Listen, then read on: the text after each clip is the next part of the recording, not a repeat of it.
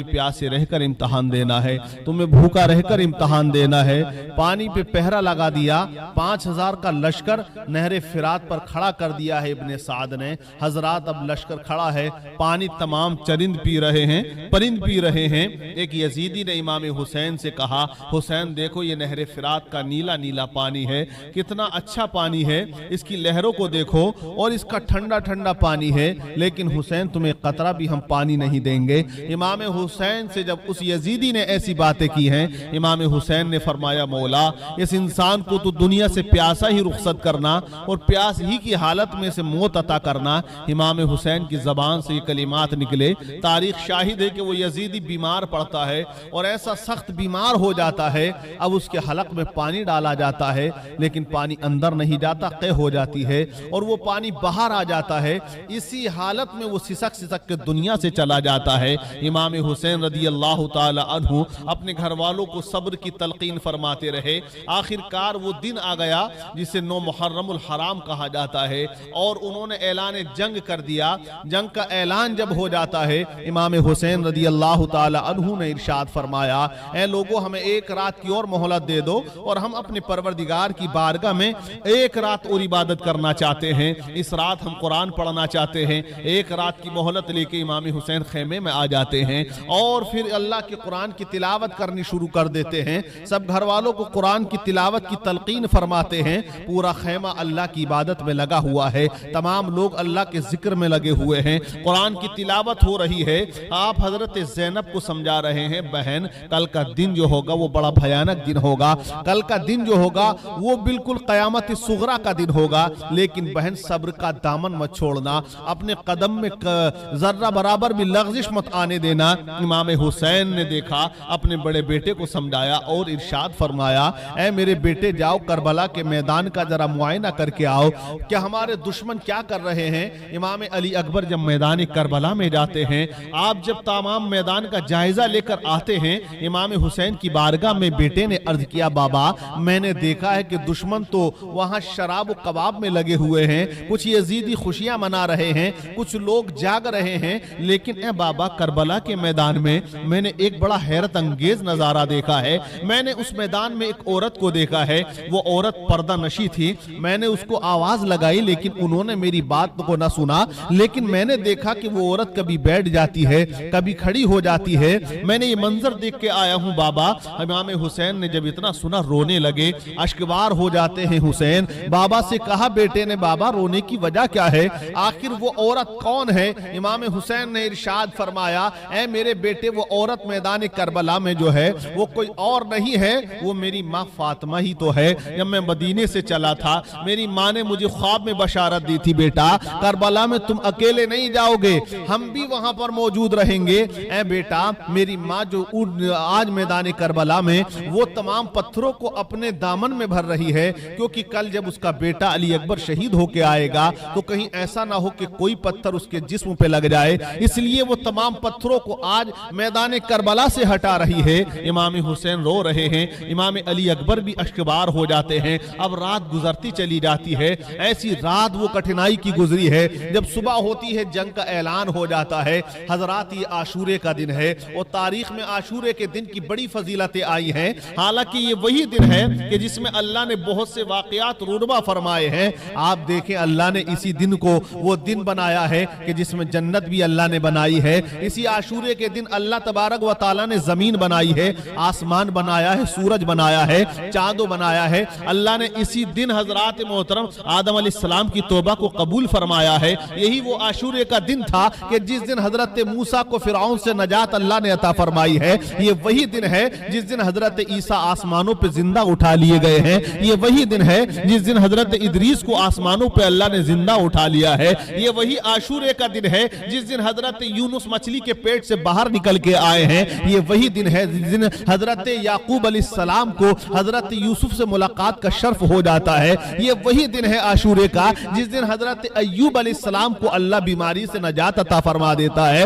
ये वही दिन है कि जिस दिन हजरत नूह अलैहिस्सलाम की कश्ती जूद पहाड़ से जाके लग जाती है। ऐ मुसलमानों, ये वही दिन आशूरे का है जिस दिन आसमान से जमीन पर पहली बारिश हुई है। ये वही दिन है कि जिस दिन कयामत भी आएगी, कयामत भी इसी दिन आएगी और آج کربلا کے میدان میں قیامت صغرا بھی ہو رہی ہے۔ امام حسین نے اعلان کر دیا جا کے، اے لوگوں مجھے پہچانتے ہوں میں کون ہوں۔ آپ حجت تمام کرنے کے لیے پھر یزیدی لشکر کے پاس گئے اور ان لوگوں کو سمجھایا ہے، اے لوگوں مجھے پہچانو، میرے مقام کو جانو، میں کون ہوں؟ مجھے حسین ابن علی کہا جاتا ہے، میں حضور نبی کریم کا نواسا ہوں، میں اس رسول کا نواسا ہوں جن کے تعلق سے نبی نے فرما دیا جو حسین کا ہے وہ میرا ہے۔ اگر آج تم میرا قتل کر دو گے تو تم نہ قیامت کے دن اپنے نبی کو کیا چہرہ دکھاؤ گے، کیا منہ دکھاؤ گے؟ میرے مقام کو پہچانو اور میرے قتل سے باز آ جاؤ۔ لیکن یزیدی جن پر دولت کا نشہ چڑھا ہوا تھا، جن پر حکومت کا نشہ چڑھا ہوا تھا، کوئی نہیں سنتا ہے۔ لیکن ایک روح ایسی ہے جو تڑپ رہی ہے،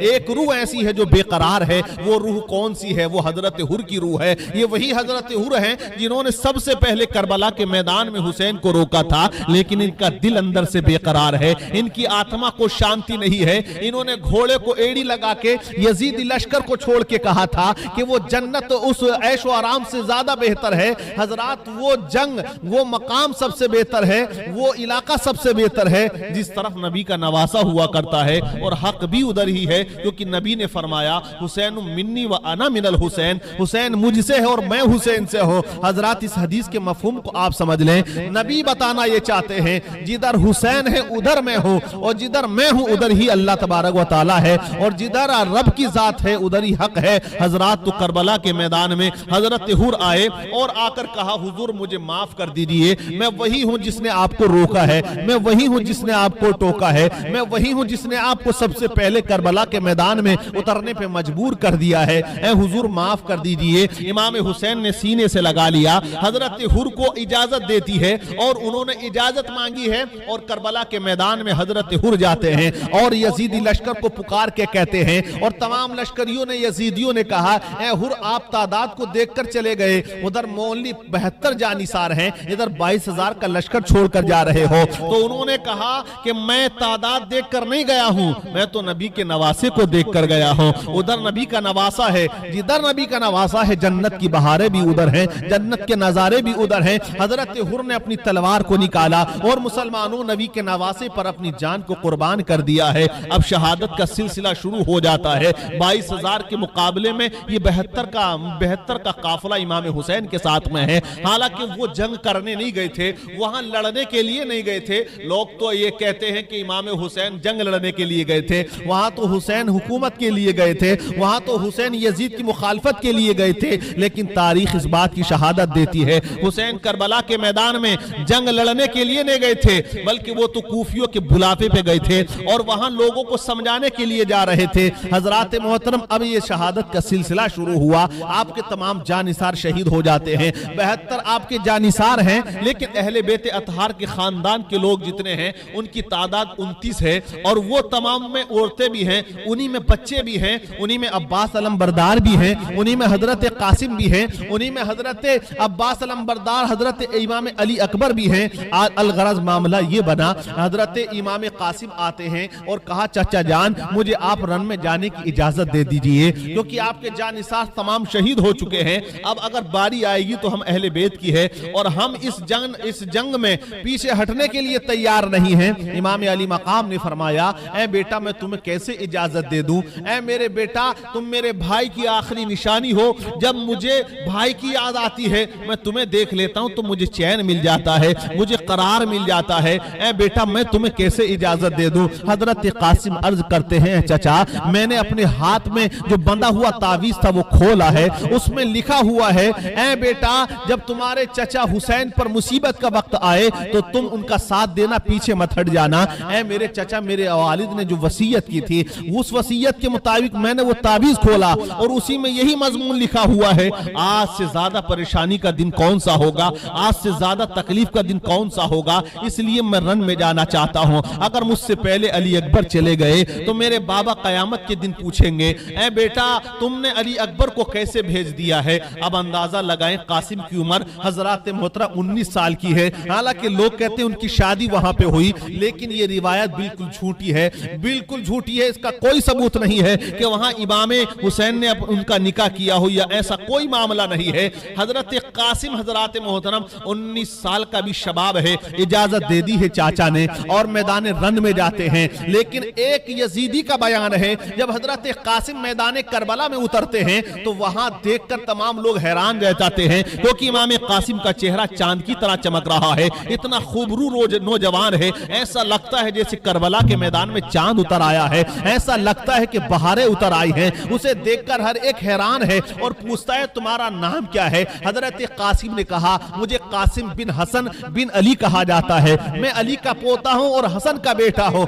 کہا کہ تم اپنی جوانی کو کیوں برباد کرنے آئے ہو؟ یزیدیوں نے کہا کہ آپ جا سکتے ہو، آپ نے فرمایا کہ میں حق کے لیے اپنی جان دے دوں گا۔ حضرات ابن سعد نے سب سے پہلے جو پہلوان تھا اس کا سب سے بڑا سب سے پاورفل تھا ارزق نام کا، اس نے کہا ارزق سے کہ جاؤ تم اس کا مقابلہ کرو۔ ارزق نے کہا کہ یہ میری شان کے خلاف ہے، ایک بچے کے سامنے میں جاؤں؟ ارے میرے 4 گبرو نوجوان بیٹے ہیں، میرا کوئی بھی بیٹا جائے گا اور ابھی اس بچے کا کام تمام کر کے آ جائے گا۔ ارزق کا بڑا بیٹا جاتا ہے، بڑے گھمنڈ کے ساتھ حضرت قاسم کا مقابلہ ہوتا ہے۔ حضرت قاسم چند منٹ کے اندر ہی اس کی گردن کاٹ کے ارزق کی گود میں ڈال دیتے ہیں۔ اب تاؤں میں اس کا دوسرا بیٹا جاتا ہے، امام قاسم اس کی گردن کاٹ کے اس کے باپ کے قدموں میں ڈال دیتے ہیں۔ اب اس کا تیسرا بیٹا آتا ہے، آپ اس کو بھی فنار کر دیتے ہیں۔ اس کا چوتھا بیٹا آتا ہے، آپ اس کو بھی جہنم رسید کر دیتے ہیں۔ ارزق نے دیکھا کہ 4 گبرو نوجوان 4 بیٹے میرے سامنے قتل ہو جاتے ہیں۔ ارزق غصے میں آ جاتا ہے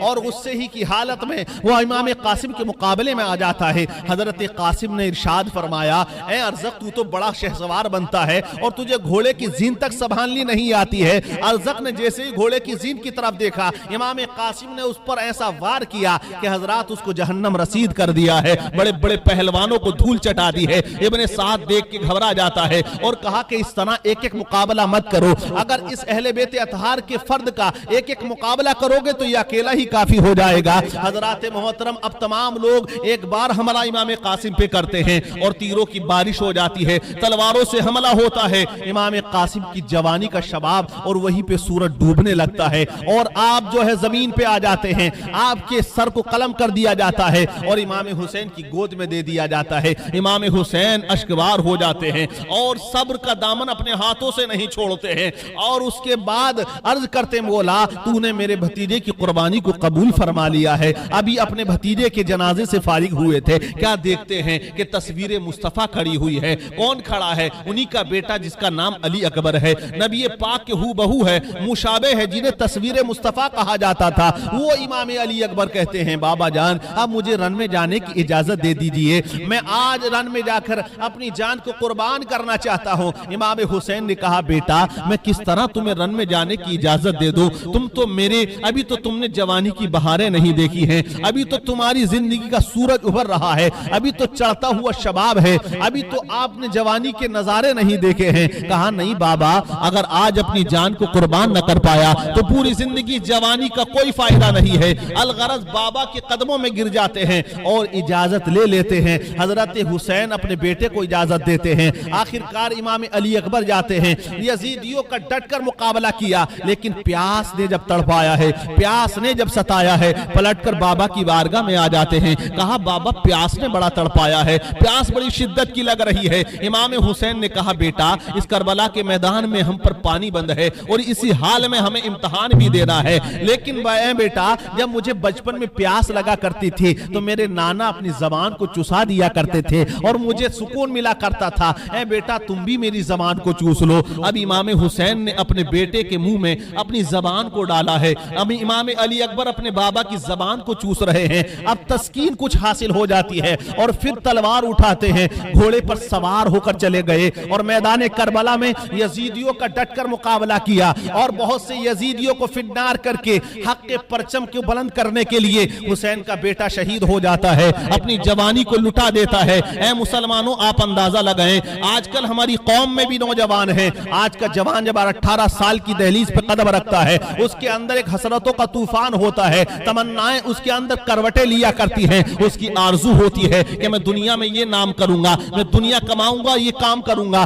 میں دنیا کے اندر ایسی خوبصورت لڑکی سے شادی کروں گا اور شادی میں جہیز میں یہ مانگ لوں گا، اس کی یہ تمنائیں ہوتی ہیں، میں ایسا مکان بناؤں گا، میں اس طرح کا انجینئر بنوں گا، میں اس طرح کا ڈاکٹر بنوں گا۔ لیکن قربان جائیے حسین کے بیٹے علی اکبر پہ، ابھی 18 سال کی جوانی تھی لیکن حضرات اسلام کی بقا و تحفظ کے لیے اپنی جوانی کو قربان کر کر دیا ہے. اور حقیقت بھی یہی ہے, جوانی وہی قبول ہوتی ہے جو حق کے لیے قربان ہو جایا کرتی ہے. حضرات امام علی اکبر شہید ہو جاتے ہیں, حضرت زینب آ جاتی ہیں اور کہا کہ بھیا یہ میرے چھوٹے چھوٹے 2 بچے ہیں, میں ان کو میدان کربلا میں بھیجنا چاہتی ہوں. حضرت حسین نے کہا اے میری بہن آپ کیسی باتیں کرتی ہو, یہ چھوٹے بچے ان کو میں کس طرح اجازت دے سکتا ہوں. یہ میرے بھانجے اس لیے نہیں آئے تھے کہ یہاں تلوار چلائیں گے, اس لیے نہیں آئے تھے کہ پیاسے رہیں گے, بلکہ یہ بچے تو اس لیے آئے تھے کہ ماما جا رہے ہیں مریدوں میں, وہاں ہم بھی گھوم کر آ جائیں گے, وہاں ہم بھی دیکھ کر آ جائیں گے. کہا بہن میں اجازت نہیں دے سکتا ہوں, یہ کام مجھ سے نہ کرائیے گا.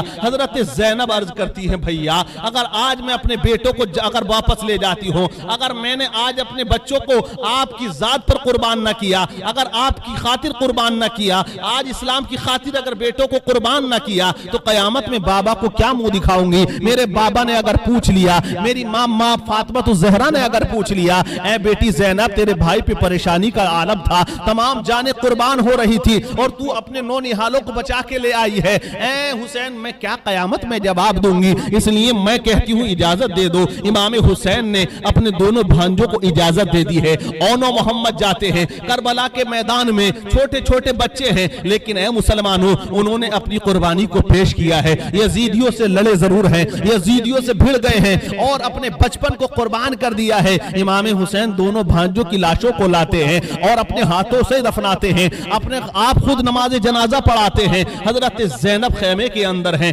صبر دیکھیے کسے کہتے ہیں. آج ہمارے گھر میں اگر ایک موت ہو جاتی ہے پورا محلہ اکٹھا ہو کے تسلی دیتا ہے, اگر ایک موت ہو جاتی ہے پورے گھر کے اندر طوفان برپا ہو جاتا ہے, لوگ واویلا مچا دیتے ہیں, عورتیں گریہ وزاری کیا کرتی ہیں اور بے پردگی کا عالم ہو جاتا ہے. لیکن یہ حسین کی بہن زینب ہے, بیٹوں کی لاشیں رکھی ہوئی ہیں لیکن پردہ حسین کی بہن نہیں چھوڑ رہی ہے, صبر کا دامن حسین کی بہن نہیں چھوڑ رہی ہے. حضرت زینب نے بیٹوں کی لاشوں کو دیکھا اور سجدہ شکر ادا کیا اور کہا مولا تیرا لاکھ لاکھ شکر ہے کہ تو نے میرے بیٹوں کی قربانیوں کو قبول فرما لیا ہے. اے مسلمانوں ایسی ہوتی تھی پہلے کی مائیں, ایسی ہوتی تھی دین کی خاتون, ایسی ہوتی تھی اسلام کی چاہنے والی کہ بیٹوں کو قربان کر کے رب کی بارگاہ میں سجدہ شکر ادا کیا کرتے تھے. لیکن آج کی بھی بہنیں ہیں جو اپنے بچوں کو ہیرو بنانا چاہتی ہے, جو اپنے بچوں کو انگلستان کا انگلش کلچر دکھانا چاہتی ہے. آج کی بھی عورتیں ہیں جو اپنے بچوں کے اندر شیخ چلی کی جھلک دیکھنا چاہتی ہے. آج کی بھی عورتیں ہیں جو اپنے بچوں کے اندر فلمی اسٹار کی جھلک دیکھنا چاہتی ہے. لیکن وہ خاتون ایسی ہوتی تھی کہ ان کے اندر یہ نہ تھا کہ وہ اپنے بچوں کو اگر کوئی سبق پڑھاتی تھی تو وہ دین کا سبق ہوا کرتا تھا, دین کا کلچر ہوا کرتا تھا, دین کی تہذیب ہوا کرتی تھی. وہ اپنے بچوں کو اگر پالتی تھی تو اس کی تمنا اور آرزو یہ ہوتی تھی کہ میرا بچہ اگر جوان ہو تو اس کی جوانی اسلام کے کام میں آ جائے, اس کا خون شجر اسلام کے کام میں آ جائے, مصطفیٰ کے دین کے کام آ جائے. یہاں حضرت زینب کے بچوں کی قربانیاں بھی حضرات قبول کر لی گئی ہیں. حضرت زینب نے سجدہ شکر ادا کیا ہے. اب پیاس سے خیمے والے تڑپ رہے ہیں. اب کون آ جاتا ہے امام حسین کے سامنے؟ اب یہ آگے عباس علمبردار جن کے ہاتھ میں پرچم اسلام ہے, آ کر کھڑے ہوئے کہا کہ بھائی اب مجھے ان بچوں کا پیاس سے تڑپنا دیکھا نہیں جاتا, اس ننھی سکینہ کا پیاسا رہنا دیکھا نہیں جاتا, ان ننھے علی اصغر کا تڑپنا دیکھا نہیں جاتا. میں اجازت دے دیجئے مجھے اور میں پانی لے کر آؤں گا, میں پانی لینے جا رہا ہوں. کہا بھائی آپ میدان کربلا میں نہ جائیں, لیکن آپ نے اجازت دے دی ہے. حضرت عباس اجازت لیتے ہیں اور اپنے گھوڑے پر سوار ہو جاتے ہیں. مشکیزہ آپ ٹانگ لیتے ہیں, ہاتھ میں تلوار لیتے ہیں اور میدان کربلا میں نکل جاتے ہیں. اب جس طرف سے بھی آپ جا رہے ہیں آپ کی تلوار چل رہی ہے کہ ہوا سے باتیں کرتی ہے. یزید ٹکتا نہیں ہے, دور ہو جاتا ہے. وہ 5000 کا لشکر جو نہر فرات پہ لگا ہوا ہے, حضرت عباس کی تلوار کے سامنے دم نہیں مارتا ہے. آپ راستے کو صاف کر دیتے ہیں اور اپنے گھوڑے کو نہر فرات میں ڈال دیتے ہیں. اب جیسے ہی مشکیزہ بھرا اور پانی پینے کے لیے اپنے ہونٹوں کے قریب پانی کو لاتے ہیں, حضرات وہی پانی کو روک دیتے ہیں. حضرات کیوں روکا ہے عباس علمبردار نے؟ اس لیے روکا کہ انہیں ننھے علی اصغر کی پیاس یاد آ جاتی ہے, سکینہ کا تڑپنے یاد آ جاتا ہے, خیمے کی عورتوں کو کی پیاس یاد آ جاتی ہے. حضرت عباس پانی نہیں پیتے ہیں. کیوں؟ آپ نے کہا کہ پانی اس وقت پیوں گا جب ننھا علی اصغر پانی پی لے گا, جب سکینہ پانی پی لے گی, جب اہل بیت اطہار کے بچے پانی پی لیں گے, اس وقت میں پانی پیوں گا. عباس نے پانی نہ پیا, عباس کے گھوڑے نے بھی پانی نہیں پیا ہے, گھوڑے نے بھی منہ ہٹا دیا ہے. جب مالک نہیں پیتا ہے تو میں کیوں پیوں گا, کیونکہ حسین کا چاہنے والا گھوڑا بھی ہے. عباس علمبردار نے مشکیزہ بھر لیا ہے. اب پانی لے کر جب چلنے لگے, اب یزیدیوں کے اندر ایک کوہرام مچ گیا. اعلان کر دیا ابن سعد نے, اگر آج پانی چلا گیا حسین کے خیمے میں تو یہ یاد رکھنا کہ یزیدیوں تمہارا ایک بچہ بھی بچ کر نہیں جائے گا. اگر حسین کو پانی مل گیا تو اس میدان سے کوئی یزیدی بچ کر نہیں جائے گا, اس لیے یہ پانی نہ جانے پائے, اس پانی کو روک دیا جائے. پورا لشکر لگ جاتا ہے, پورے سپاہی لگ جاتے ہیں, تمام طاقت لگا دی جاتی ہے. عباس علمبردار کو روکنے کے لیے حضرات محترم الغرض معاملہ یہ ہوا, ایک تیر ایسا آیا جو مشکیزے میں لگ جاتا ہے, مشکیزہ پھٹ جاتا ہے, پانی نکلنا شروع ہو جاتا ہے. عباس علمبردار کے ہاتھوں میں جھنڈا ہے. اب ایک یزیدی نے ایسی تلوار کا وار کیا, عباس علمبردار کے بازو کٹ جاتے ہیں. حضرات اب آپ جھنڈا دوسرے ہاتھ میں لیتے ہیں,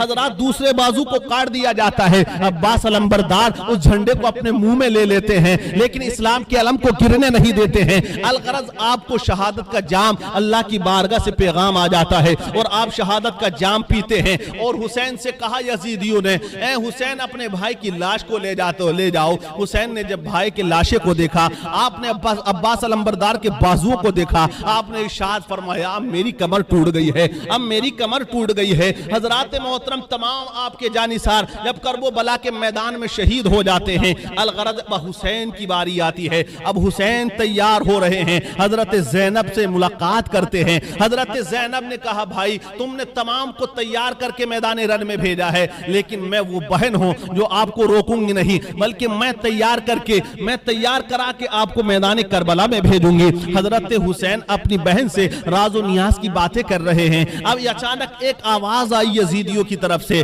اور یزیدیوں نے کہا اے حسین اگر اب بھی تمہارا خیال ہے کہ تم یزید کے ہاتھ پر بیعت کرنے کے لیے تیار ہو تو ہم تمہیں اب بھی امان دے دیں گے, اب بھی ہم تم کو چھوڑ دیں گے, اب بھی ہم تمہیں یزید کے پاس لے جائیں گے, اور تم یہ تیار ہو جاؤ یزید کی بیعت کرنے کے لیے. امام حسین نے جب اتنا سنا ہے آپ کو جلال آ جاتا ہے, اور آپ نے ارشاد فرمایا اے یزیدیوں کتو سن لو, اگر مجھے یزید کے ہاتھ پر بیعت کرنا ہوتی تو میں مدینہ شریف کو چھوڑ کر نہ آتا, اگر مجھے یزید کے ہاتھ پر بیعت کرنا ہوتی تو میں مکہ المکرمہ کو چھوڑ کر نہ آتا, اگر مجھے یزید کے ہاتھ پر بیعت کرنا ہوتی تو میں مسلم بن عقیل کو شہید نہ کرواتا, اگر مجھے یزید کے ہاتھ پر بیعت کرنا ہوتی تو میں ان کے دونوں بچوں کو شہادت کا جام نہ پلواتا. اے یزیدیوں سن لو, اگر مجھے یزید کے ہاتھ پر بیعت کرنا ہوتی تو میں کربلا کے میدان میں آج 3 دن سے اپنے بچوں کو بھوکا اور پیاسا نہ رکھتا. اے یزیدیوں سن لو, میں اگر یزید کے ہاتھ پر مجھے بیعت کرنا ہوتی تو میں اپنے بیٹے کی جوانی کو نہ لٹاتا, قاسم کے شباب کو نہ لٹاتا, عباس علمبردار کے بازوؤں کو نہ کٹواتا, میں ننھے علی اصغر کے حلق پر تیر نہ لگواتا. لیکن اے یزیدیوں سن لو, اگر میں نے مدینہ چھوڑا ہے تو اسلام بچانے کے لیے, اگر مکہ چھوڑا ہے تو اسلام بچانے کے لیے, اگر میں نے عباس علمبردار کے بازو کٹوائے ہیں تو اسلام بچانے کے لیے, ننھے علی اصغر کے حلق پر تیر لگوایا ہے تو اسلام بچانے کے لیے, قاسم کے جوانی کو لٹایا ہے تو اسلام بچانے کے لیے, علی اکبر کے شباب کو اگر قربان کیا ہے تو اے یزیدیوں اسلام بچانے کے لیے, وہاب بن عبداللہ کلبی کو شہادت کا جام پلوایا ہے تو یزیدیوں سن لو اسلام بچانے کے لیے, اگر مجھے یزید کے ہاتھ پر بیعت کرنا ہوتی تو میں کسی کو جام شہادت نوش نہ کرنے دیتا. لیکن یاد رکھو آج جتنے میرے چاہنے والے شہید ہوئے, میرے بیٹے شہید ہوئے ہیں, سب اسلام بچانے کے لیے شہید ہوئے ہیں, اور حسین بھی آج اپنی جان کی قربانی پیش کر دے گا اسلام کی بقا کے لیے. حضرات تو امام حسین کربلا کے میدان میں گئے, تاریخ کا آپ جائزہ لیں, حسین کی تلوار جب چمکی تھی اور حسین کی تلوار جب چلی تھی تو ایسا لگ رہا تھا کہ جیسے تمام حسین کی تلوار میں بجلیاں سمٹ کر آ گئی ہو. امام حسین نے تمام لوگوں کو, تمام یزیدیوں کو فنار کیا اور لڑتے رہے, آخر کار تمام یزیدیوں نے مل کر حملہ کیا اور امام حسین کو تیروں سے چھلنی کر دیا جاتا ہے, نیزوں سے چھلنی کر دیا جاتا ہے. اب آپ تاریخ کا پنہ پلٹ کر دیکھیں اور تاریخ سے پوچھیں وہ دن کون سا تھا. ایک روایت میں آیا ہے وہ دن جو تھا وہ جمعے کا دن تھا, اور جب امام حسین کی شہادت کا وقت ہے وہ عصر کا وقت ہے, غالباً جمعہ نکل چکا ہے اور وہ دن ہے, لیکن شام کا وقت آ رہا ہے, ابھی ظہر کا وقت چالو ہے, عصر نہیں ہوئی ہے, لیکن امام حسین شہید ہو جاتے ہیں. اس وقت آپ نے خیال کیا کہ آج جمعے کا دن ہے, ساری دنیا اللہ کی بارگاہ میں سجدہ ریز ہے, حسین کیوں سجدے سے رک جائے. حسین نے بھی اپنی اسی حال میں تیمم کیا, اور کربلا کی خاک سے آپ نے تیمم کیا اور سجدہ ریز ہو جاتے ہیں. ایک سقی آتا ہے اور آپ کا سر اقدس تن اقدس سے جدا کر دیتا ہے. انا للہ व इन्ना इलैहि राजिऊन। लेकिन ये हुसैन की शहादत है हजरात, इब्तदा सब्र से होती है और हुसैन की इंतहा नमाज पे हो जाती है। ये इमाम हुसैन का पैगाम भी है। हमें ये चाहिए कि जब वो दिन आए जिसे हम मुहर्रमुल हराम के दिन कहते हैं, 10 तारीख कहते हैं, तो हमें नमाज की पाबंदी करनी चाहिए, रोजे रखने चाहिए, क्योंकि हुसैन ने शरीयत बचाने के लिए अपनी जान को कुर्बान किया। और हम लोग क्या करते हैं, अपनी तबीयत के मुताबिक न जाने कैसे कैसे ताजिए बना देते हैं। ताजियों के ताल्लुक से लोग अभी देखिए फेसबुक हो या ट्विटर हो या यूट्यूब हो, इतनी वीडियो लोग डालते हैं। अगर कोई मदारी है तो वो कहता है ये बनाना जायज है, कोई शिया है वो कहता है इसका बनाना जायज है। तो हजरात, लेकिन हम अहले सुन्नत वल जमात वाले हैं, आला हजरत के शहदाई हैं। आप अंदाजा लगाएं कि ये ताजिया कैसा बन रहा है। मैं आपको बताऊं ताजिया कैसा लोग बनाते हैं। ताजियों में ताजमहल बन रहा है, ताजियों के अंदर कुतुब मीनार बन रहा है। तो आप अंदाजा लगाएं ताजमहल का हुसैन से क्या ताल्लुक है। अरे हुसैन की मोहब्बत में ताजमहल बनाया शाहजहां ने, मुमताज की मोहब्बत में बनाया है। तो तुम अपने ताजिए में ताजमहल क्यों बना रहे हो? तुम कुतुब मीनार क्यों बना रहे हो? तुम लाल किला क्यों बना रहे हो? तुम उसमें हवाई जहाज और चील गाड़ी क्यों उड़ा रहे हो? बहुत से लोग तो ऐसा बनाते हैं, कुछ पता ही नहीं क्या बना दिया, पेड़ की शक्ल में लंबा लंबा कर दिया उसको, और ऐसी फजूल चीजें उसमें बना करती हैं। माज़अल्लाह, कभी कभी ऐसा लगता है कि जैसे वो मूर्ति लगी हुई हो, उसमें ऐसे ताजिए भी होते हैं, बुराक का नाम लोग दे देते हैं। तो ऐसे ताजिए बनाना, क्या इससे हुसैन खुश हो जाएंगे? क्या इसकी निस्बत हुसैन की तरफ आप करोगे? अरे आप हुसैन का रोजा बनाएं, जैसा हुसैन का रूबहू रोजा है वैसा बनाएं। लेकिन हमने किसी ताजिए में ना देखा। कोई होगा एक दो जिसने बनाया होगा हुसैन का रोजा, लेकिन कौन बनाता है? फजूल चीजें उसमें बना के हुसैन से आप उसको मंसूब कर देते हो। ये कहां से साबित है? फिर कहते तो बुजुर्गों ने बनाया। कौन से बुजुर्ग ने बनाया आप बताएं? अगर बनाया है तो कैसा बनाया है ये भी बताएं। आप जो बैठकर बिला वजह की बकवास शुरू कर देते हैं कि ढोल बजाना जायज है, ताशे बजाने जायज हैं, ये सब अगर जायज है तो अपने मरहुमीन की लाशों पे ढोल बजाओ, जैसे गैर मुस्लिम अपने बूढ़े को लेकर जाते हैं, डीजा बजा के ले जा रहे हैं वो भी। और आजकल आज भी देखें ताजियों पे डीजे लगा दिए, लड़के नाच रहे हैं, कूद रहे हैं। तुम्हें हुसैन का बिल्कुल भी पास नहीं है। और फिर इधर आधर की आप बातें करते हो कि साहब वो तो बहक गए, वो तो ऐसी बातें करते हैं। लेकिन तुम्हें ये समझना होगा और सोचना होगा कि असल शरीयत क्या है, असल हुसैन से मोहब्बत क्या है, हुसैन किस चीज से खुश होंगे और किस से हमसे नाराज हो जाएंगे। हमें इस चीज को गौर फिक्र करना है।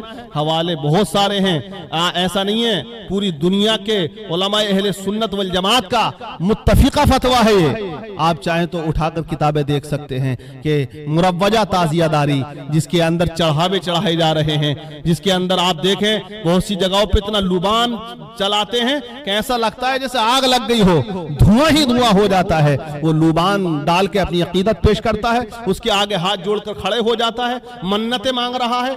अरे हुसैन के सदके में दुआ मांग, अल्लाह कबूल फरमाएगा। लेकिन ऐसे ताजिए के अंदर जिसमें मूर्ति बनी हुई है, जिसके अंदर खुराफातें भरी हुई हैं, जिसके अंदर चील गाड़ी है, हवाई जहाज है, रेलगाड़ी चल रही है, जिसके अंदर न जाने कहां कहां के नक्शे बने हुए हैं, हुसैन से उसको निस्बत आप देते हो। आप असल रोजा बनाइए और उसको अपने घर में भी रखिए। खाली हुसैनी मतलब मुहर्रम के महीने में बन जाते हो, एक दिन के लिए हुसैनी बनते हो, एक दिन के लिए हुसैनी बनो। अगर हुसैनी बनना है तो पूरी जिंदगी के लिए हुसैनी बन दो और पूरी दुनिया को ये पैगाम दो, हम उनकी निस्बत का ताज रखते हैं, हर मर्ज का इलाज रखते हैं। खौफ क्या हो हमें यजीदियों का, हम हुसैनी मिजाज रखते हैं।